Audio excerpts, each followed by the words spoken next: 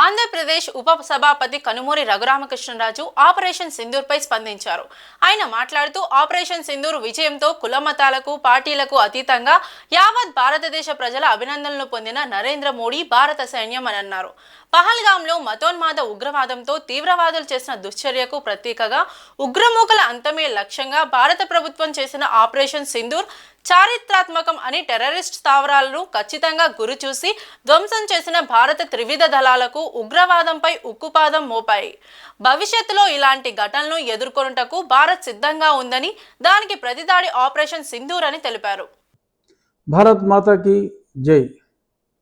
Operation Sindoor ప్రధానమంత్రి నరేంద్ర మోడీ గారు నిన్న అర్ధరాత్రి ప్రారంభించిన ఈ ఆపరేషన్ సింధూర్లో మరి భారతదేశం మొత్తం ఒకటైంది.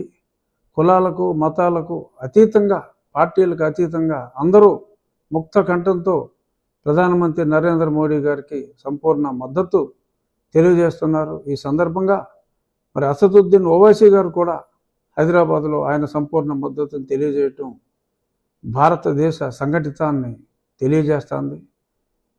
రాబోయే కొద్ది రోజుల్లో ఈ సమస్యకి, టెర్రరిజానికి పూర్తి పరిష్కారం దొరుకుతుందని ఆశిస్తున్నా. మార్కెట్లో హఫీజ్ సయీద్ కూడా మృతి చెందినట్టుగా వార్తలు ఉన్నాయి.